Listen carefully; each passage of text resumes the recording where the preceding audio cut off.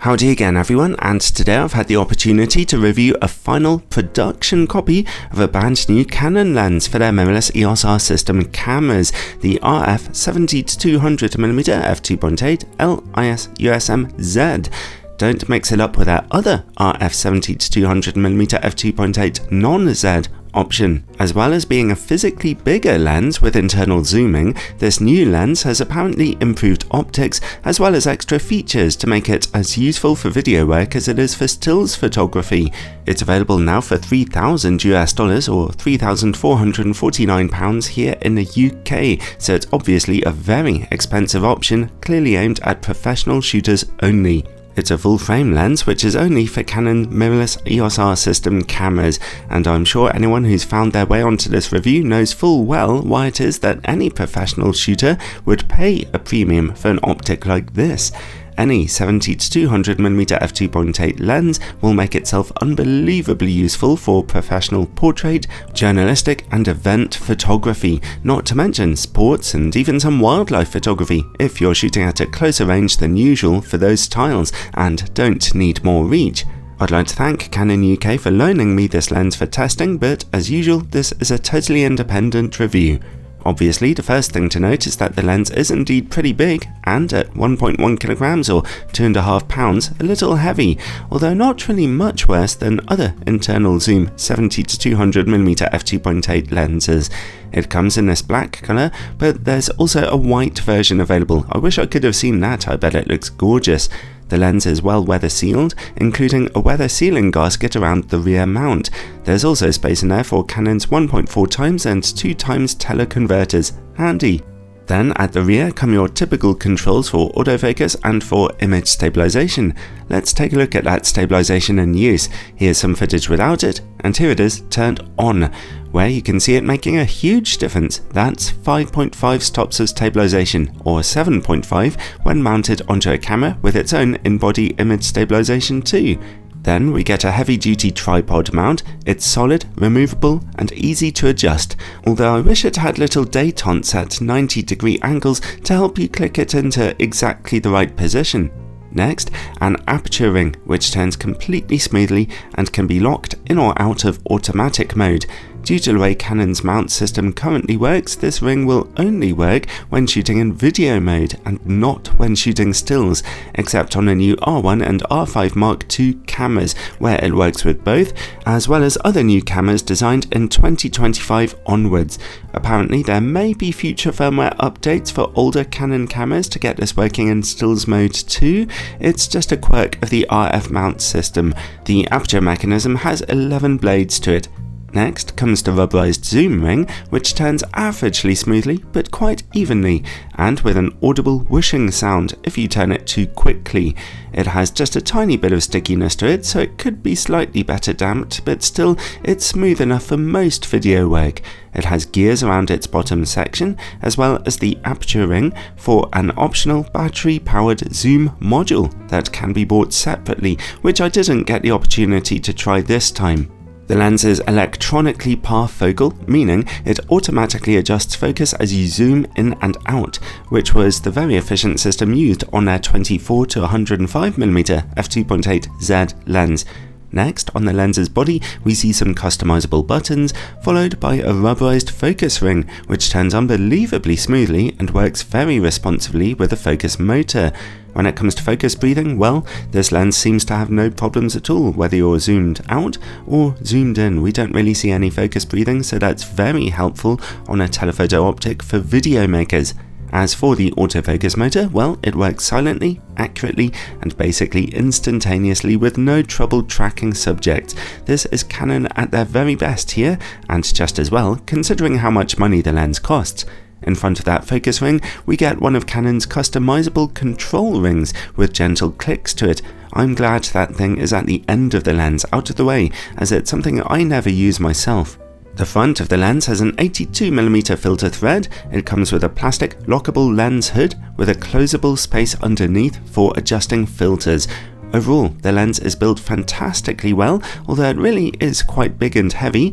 Electronically, it functions perfectly for both stills and video work, and I know that some shooters are going to be pleased simply to have a 70-200mm option with internal zoom.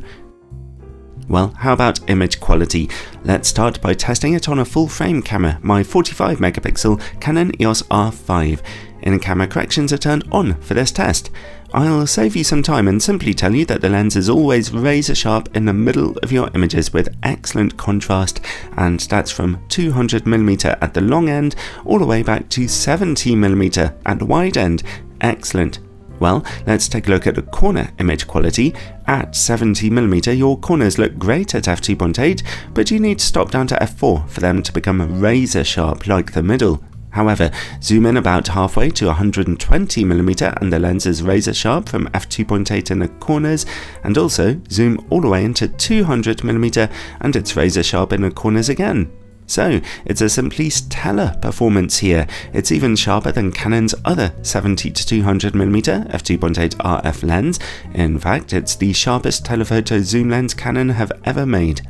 Okay, how about on aps-c? Let's challenge it with my 32MP Canon EOS R7.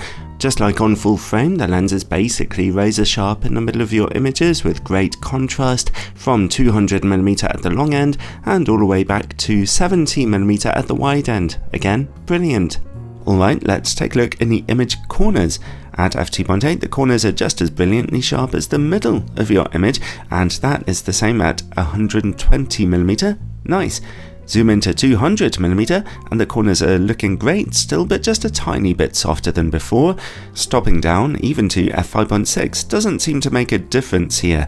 Still, a fantastic performance on aps-c as well, especially considering how ridiculously demanding that particular sensor is. Okay, let's turn off in-camera corrections and take a look at distortion and vignetting. At 70mm, we don't really see any distortion, but there's a little vignetting at f2.8. Stop down to f4 and those corners brighten up. Zoom into 200mm and we see some moderate pincushion distortion and slightly strong vignetting at f2.8. Stop down to f4 and f5.6 for those corners, again to brighten up. Next, close-up image quality, and this lens can focus down to 50cm for fantastic magnification of smaller subjects. The other good news is that even at f2.8, the lens is as sharp as ever when shooting close-up. Let's see how the lens works against bright lights then. Barely anything to report here. At 70mm, any kind of flaring is very minimal, very transparent, and contrast remains high.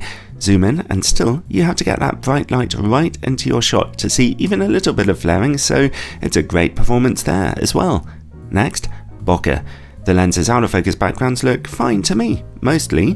Specular highlights have just a wee bit of an edge to them, just a tiny bit, and sometimes a bit of an onion ring substructure to them, but only when their brightness is at quite a particular strength.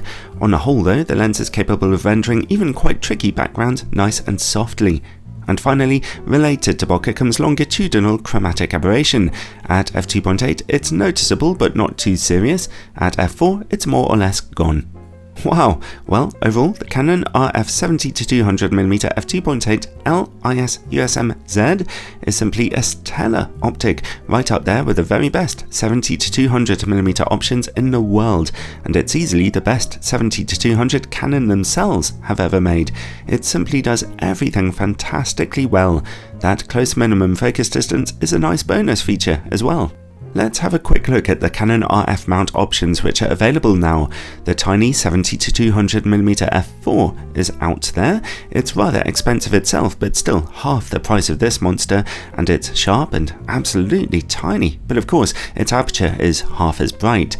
I'm a bit of a fan of the original RF 70-200mm f2.8 LIS USM lens. I love its smaller size and slightly more affordable price, make it my own personal preference, but this new f2.8 USM-Z lens is noticeably sharper, has internal zoom, and slightly better functionality for video work, so technically it is the best option. If you can afford it, it obviously comes highly recommended.